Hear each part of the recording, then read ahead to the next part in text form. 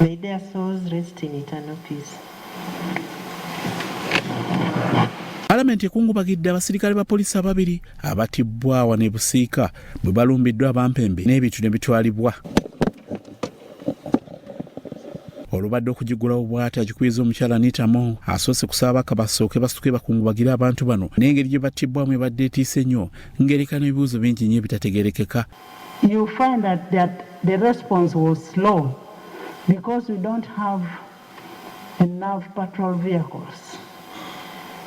This house must decide that we need patrol vehicles to be able to support police.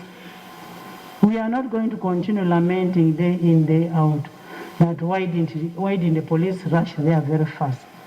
It's because we don't have patrol vehicles. The money that was budgeted for the patrol vehicles has not been released.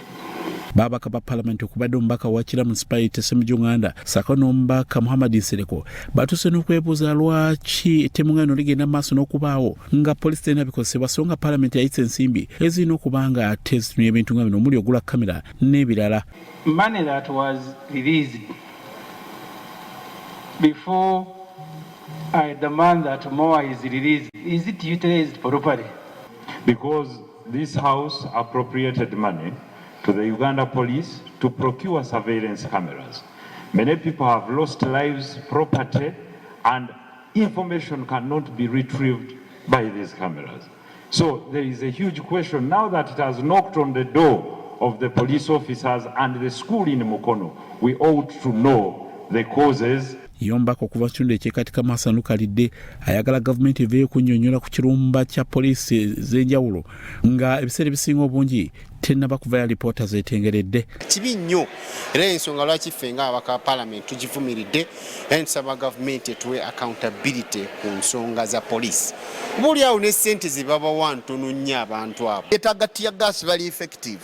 N'ebino ebyokunoonyereza emisango mingi lipoota tezinnaba kudda. Simanyi kiki baliko. So kati ne kino kandabe kuwaabwe yennyini oba ye banaanoonyereza mangu ne batubuulira. Parliament yayisa ssente ezagenda mu ggula cameras. Lwaki police station ezikuuma abantu n'ebyabwe lwaki teziriko cameras ezo? Twagala okwebuuza obuvunaanyizibwa abaweebwa ssente okuteekako cameras ezo ssente baziteekawa. Nkubiriza abantu baffe aba security oba abakulira security okwongeramu obuvumu okukola emirimu gyabwe. Ate Abannayuganda tweyige okumanya nti nno obulamu bw'olina butusanyusa ffe nange bwe nnina bulina okusanyusa ggwe.